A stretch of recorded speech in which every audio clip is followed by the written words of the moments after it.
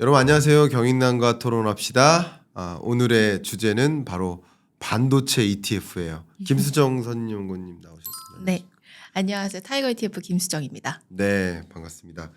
요즘 삼성전자 주제가 참 뜨겁습니다. 뜨겁습니다. 물론 24년 연내에 계속 뜨거운 거예요. 삼성전자 같은 경우도 그렇지만 23년 1, 2분기 때 실적 거의 바닥을 찍었었고 매출액, 영업이익 다. 그리고 24년 들어서 실적이 뭐 급반등하는 흐름이고 영업이익 같은 경우는 15배 가까이 증가하는 이런 일을 지금 경험하고 있습니다. 실제 기업들이 시중금리가 좀 떨어지면서 먼저 신규 투자를 하고 있고 그래서 메모리 반도체 수요도 늘고 낸드 플래시 수요도 늘고 그러면서 실적이 반영된 그런 흐름을 주가도 좀 나타내는 경향이 있는 것 같습니다. 자, 그래서 업계에서 특히 증권가에서 삼성전자 뭐 목표 주가 뭐 12만 원으로 설정하기도 했고요. 이렇게 뜨거운 관심 업에 계신 분으로서 어떻게 보고 계십니까? 뭐 일단 저희가 촬영 일자 기준으로 이제 바이든과 트럼프의 발언들 때문에 네. 반도체 미국 비롯해가지고 한국 반도체 기업들도 약간 출렁이고 있기는 한데 그럼에도 저희는 장기 시계열로 보는 편이기 때문에 삼성전자가 2분기 시장 그 예상치를 훌쩍 뛰어넘는 잠정 실적을 발표를 했죠. 말씀 주신 네. 것처럼. 예. 이제 이거에 대한 기대감이 여전히 커지고 있는데 이렇게 잠시 쉬어가는 거는 사실 조금 더 마음이 편안하지 않나라고 저는 생각을 합니다. 그렇군요. 네.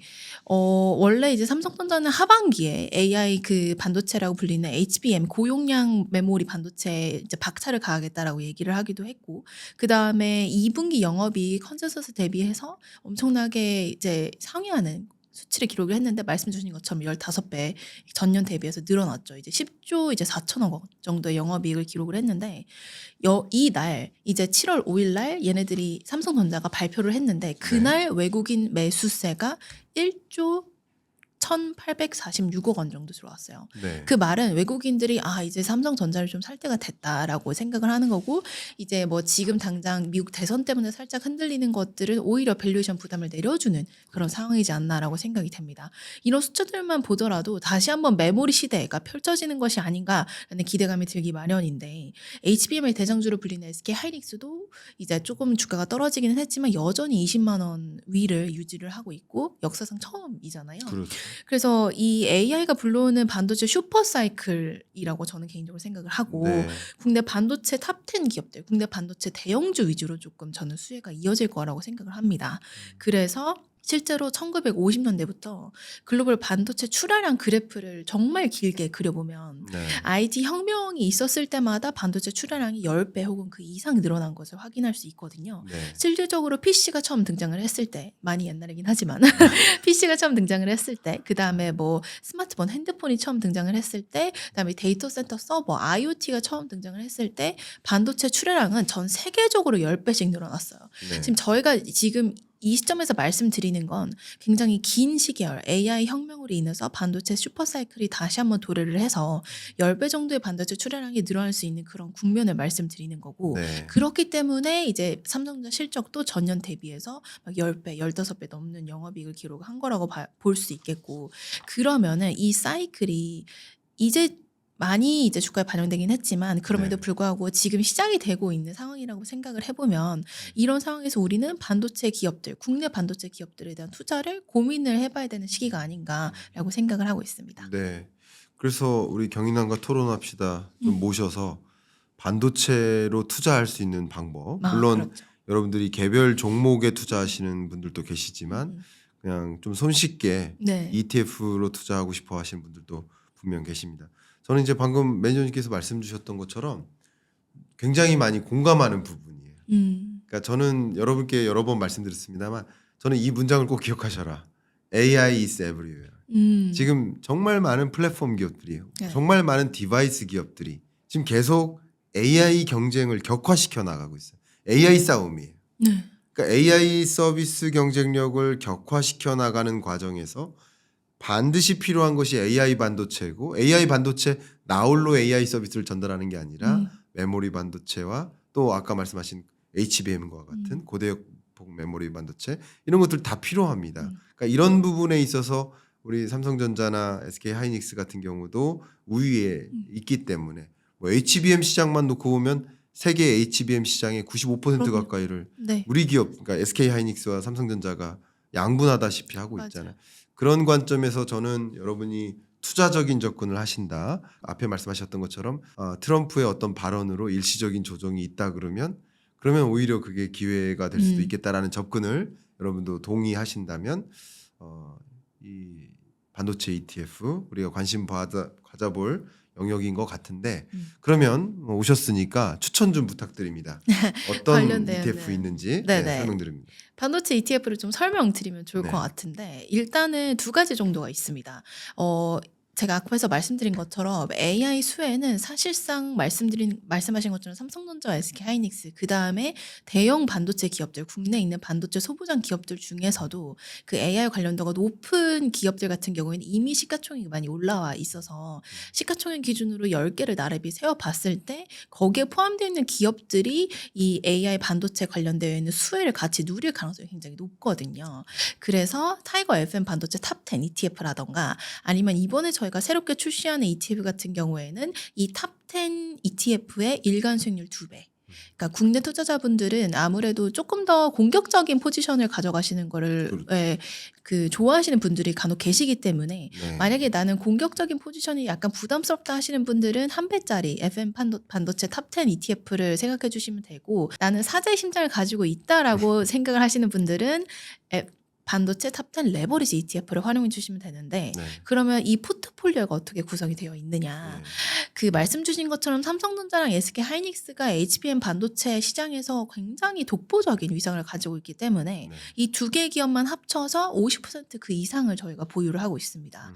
그래서 이제 삼성전자 같은 경우에는 한 24% 정도 가지고 있고 그다음에 SK하이닉스는 많게는 29% 정도 가질 때가 있는데 둘이 도합해가지고 한 50에서 60% 정도를 차지를 하는 거죠. 네. 근데 그거 말고 이제 올해 국내 반도체 기업들 중에서 가장 눈에 띄었던 기업은 사실 한미 반도체거든요. 네. 올해 2배나 올랐기 때문에 그래서 한미 반도체, 그다음에 리노공업, 그다음에 HBSP 이렇게 AI 반도체 관련돼서 회자가 많이 됐던 기업들을 이제 10개를 모아가지고 저희가 포트폴리오에 담고 있다라고 이해해 주시면 될 것 같고요.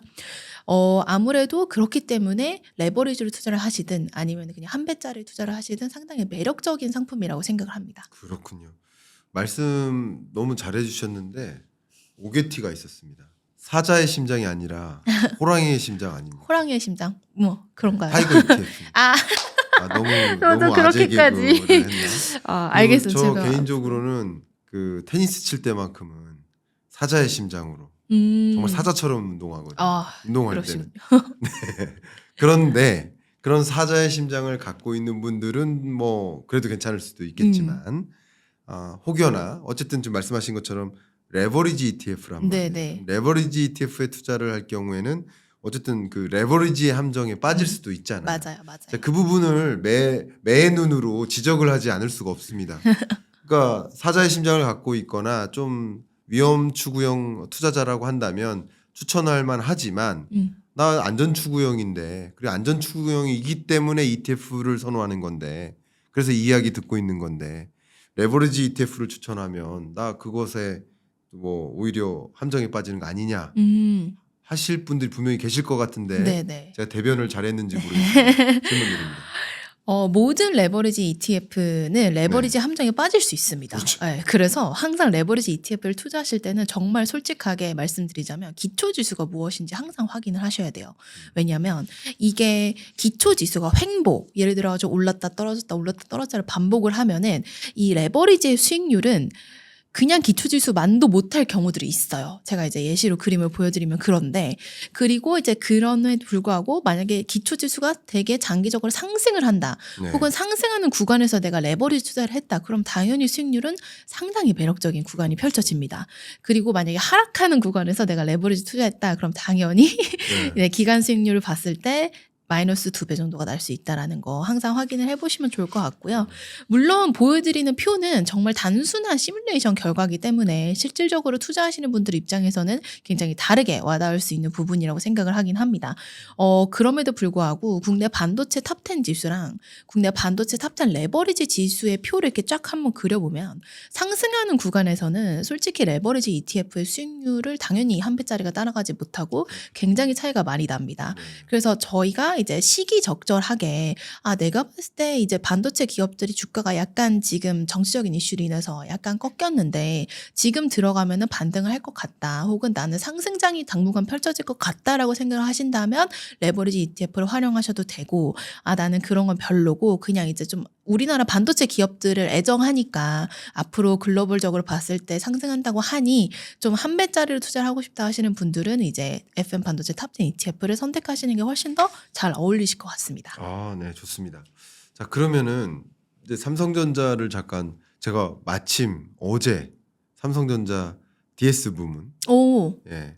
강의 다녀오셨어요? 예. 어, 여러분 아실지 모르지만 이제 CTO 조직이라고 해가지고 반도체 연구소예요. 쉽게 말하면 반도체 연구소에 또 고연차 대상으로 좀 강의를 갔었는데 또 당연히 강의하다 보면 이제 전 소통을 좋아하다 보니까 그 고민 같은 거 이런 것들도 많이 말씀 듣고 이 반도체 업황이나 향후 방향성에 대해서 제 의견도 드리고 이렇게 하고 왔는데 어쨌든 삼성전자 입장에서는 HBM을 고도화하고 엔비디아에 실질적으로 테스트에 성공해서 납품을 할 수 있는 그런 제품화를 위해서 어쨌든 수장도 교체하고 그리고 HBM 부서를 따로 편성까지 해가면서 움직이고 있다 보니까 좀 그런 부분에 대한 기대도 있는 것 같습니다.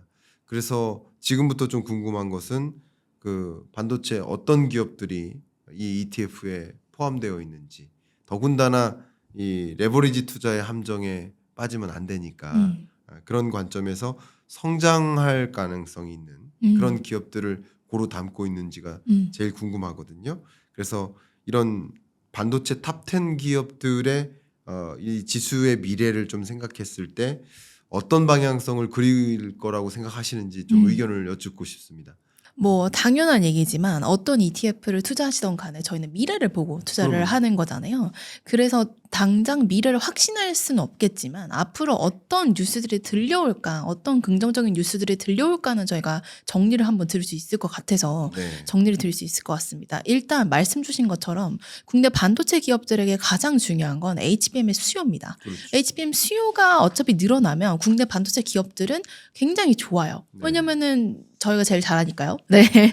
그래서 그 대만 반도체 전문 조사업체인 트렌드포스에 따르면은 그 AMD와 엔비디아에서 앞으로 HBM을 이 정도, 그다음에 이 정도 사양으로 원할 겁니다라고 나와 있는 그림인데 그 그림을 이제 제가 같이 보여드리는 거고 여기서 중요한 거는 뭐 사양이 어느 정도인지는 저희한테 중요하다기보다는 2024년부터 2025년까지 계속해서 HBM의 수요가 늘어난다라는 점입니다. 네. 그럼 앞으로 저희는 이제 삼성전자와 SK하이닉스 관련돼서 뉴스들이 업데이트가 될 때 이런 뉴스들이 업데이트가 되지 않을까 상당히 긍정적인 뉘앙스죠. 그렇게 이해해 주시면 될 것 같고 말씀 주신 것처럼 공교롭게도 이 글로벌 HBM 시장에서 SK하이닉스가 차지하는 비중이 53%의 점유율이고 그다음에 삼성전자가 차지하는 비중이 2023년 말 기준으로 28% 그다음에 마이크론이라고 하는 미국 업체는 9% 정도를 차지를 하는데 아무래도 뭐 SK하이닉스와 삼성전자가 기술력을 가지고 있고 그다음에 고객사와 여태까지 이어왔던 연관성이 있기 때문에 이런 기업들이 수혜가 기대된다. 그리고 삼성전자도 말씀 주셨지만 SK하이닉스도 그렇고 총력을 다하겠다라고 얘기를 하고 있습니다.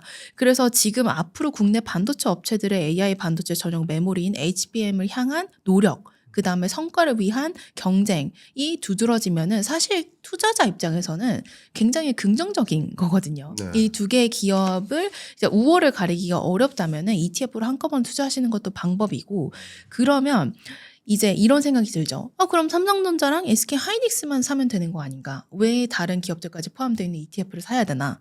네, 이렇게 얘기할 수 있을 것 같은데 물론 삼성전자랑 SK하이닉스는 단일 종목으로 가지고 계신 분들이 너무 많으실 것 같아요. 근데 사실 이 반도체 사이클이라는 건 이 정도의 슈퍼 사이클이 오면은 국내 반도체 사이클이 돌아와서 수혜를 보는 기업들은 비단 SK하이닉스랑 삼성전자뿐만이 아니라 SK하이닉스와 삼성전자가 돈을 벌기 시작하면은 결국에는 수주를 국내 업체들한테도 주게 되어 있거든요.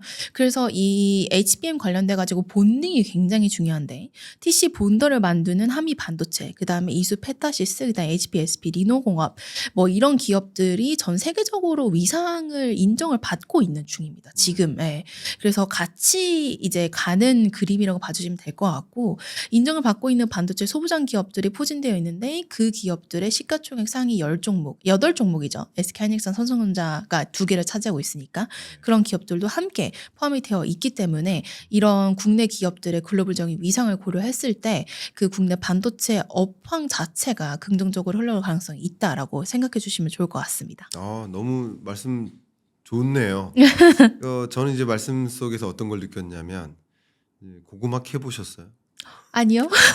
이제 고구마요? 삼성전자라는 고구마를 이렇게 딱 잡아당기면 음. 고구마 줄기로 연결돼서 음. 고구마들이 줄줄이 달려 있습니다. 아, 그래요? 제가 무슨 말씀드리냐면 밸류 체인이 이루어져요. 음. 삼성전자나 SK하이닉스가 HBM이나 메모리 반도체 영역에서 우리 세계 시장에서 압도적인 비중을 차지하고 있는데 역시 삼성전자, SK하이닉스뿐만 아니라 밸류 체인을 고려해 본다면 이 고구마 하나가 아니라 고구마 줄기를 들어올리는 느낌으로 ETF를 좀 접근해 보는 것도 어떨까 하는 공감의 마음을 좀 드리고요. 지금 두 가지 중요한 이슈가 있는 것 같습니다. 물론 엔비디아의 행보를 따라잡을 만큼 AI 반도체를 이 플랫폼 기업들이 이렇게 경쟁력을 격화시키긴 당분간은 어렵겠지만 어쨌든 이 플랫폼 기업들이 나 스스로 AI 반도체 만들래 하면서 움직이고 있는 과정이에요.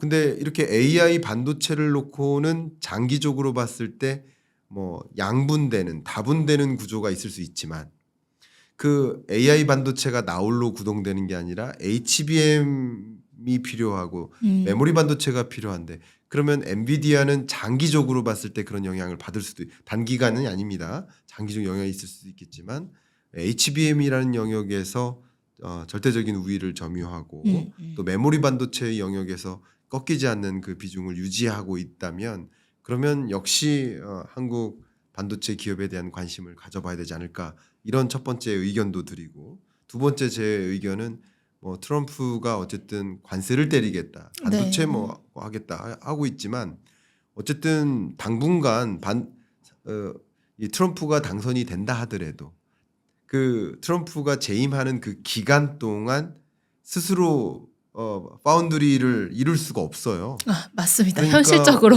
오히려 네. TSMC를 공격의 표적으로 삼고 있으면 국내 기업에 대한 기대는 또 올라갈 수도 있고요. 관세도 마찬가지. 중국에 대한 관세를 높게는 최대 100%까지 때리겠다고 했는데 보편 관세로 10%를 적용해서 우리나라의 미국 수출길이 막히는 거 아니냐 이런 생각을 또 할 수도 있겠지만 상대적으로 중국에 대한 관세를 지배적으로 높게 부여하기 때문에 그리고 우리나라뿐만 아니라 모든 나라가 10%의 관세를 물고 미국으로 수출을 해야 되는 상황이 놓일 수 있기 때문에 만약에 트럼프 2기가 온다면 그러면 이런 그림을 그려본다면 말 그대로 그냥 부정적인 요인만 있는 게 아니라 반사이기에 해당하는 요인도 있겠다. 이런 그림도 이런 이슈를 좀 정확하게 판단하는 것도 여러분께 도움이 되지 않을까 하는 의견을 드립니다. 어쨌든 이런 여러 가지 폭풍 전야와 같은 반도체 시장에 우리 한국을 대표하는 이 반도체 기업들의 움직임을 저도 응원하는 입장인데 소개해 주셔서 또 감사하고 이 ETF는 어쨌든 한국 반도체 기업에게 더 많은 자금이 유입될 수 있도록 하는 맞습니다. 또 일종의 일종의 국민으로서 우리 기업에게 돈을 제공해 주는 방식이니까 그죠? 투자 자금을 제공해 주는 방식이니까 그런 면에서도 또 의미를 찾을 수 있지 않을까 생각하는데 끝으로 매니저님 좋은 말씀 부탁드립니다. AI 혁명에 대해서 이게 언제까지 갈까 네. 되게 의문을 가지고 계신 분들이 계신데 AI 혁명은 계속 될 것이고 앞으로도 전 세계 증시에 영향을 미칠 아주 중요한 메가 트렌드, 장기 트렌드라고 생각을 합니다. 그럼 이런 수혜를 국내 업체들이 누리고 있고 그런 것들이 주가에 반영되고 이제 실적에 반영이 되고 있는데 이거는 상당히 장기간에 걸쳐서 일어나는 일이라고 기억해 주시면 될 것 같고 그 중간중간에 이런저런 잡음들이 생길 수 있지만 좀 이제 큰 그림을 보시고 같이 투자를 해주시면 좋을 것 같고요. 그다음에 이번에는 이제 국내 반도체 ETF, 그다음에 새롭게 저희가 상장하는 신규 레버리지, 반도체 레버리지 ETF도 설명을 드렸는데 국내 반도체 투자를 고민하실 때 아, 이런 옵션도 있고 저런 옵션도 있구나라고 기억해 주시면 좋을 것 같습니다. 네, 말씀 정말 감사합니다. 24년 GDP 면에서 23년보다는 좀 껑충 증가하는 흐름을 보이고 있는데 그게 다 수출이 반영된 것이고 그 수출이 전부 증가하는 게 반도체죠. 아니라 반도체 수출이 맞아요. 증가하고 있는 이런 흐름입니다. 국내 반도체 기업들에 대한 관심은 앞으로도 이어지지 않을까 뭐 이런 생각을 좀 해볼 수 있겠고요. 개별 종목에 투자하는 것도 물론 추천드릴 수 있겠습니다만 여러분이 여러분의 성향에 맞게 ETF를 또 선호하시거나 그게 맞다 하시는 분들은 또 ETF를 좀 활용해 보시는 것도 어떨까 의견을 드립니다. 물론 레버리지 투자 교육을 이수하신 분들의 경우에는 또 여러분 상황에 맞게 레버리지 ETF를 또 활용해 보는 것도 하나의 방법일 수 있지 않을까 이렇게 의견을 드리면서 마무리하면 어떨까요? 네, 감사합니다. 네, 감사합니다. 네.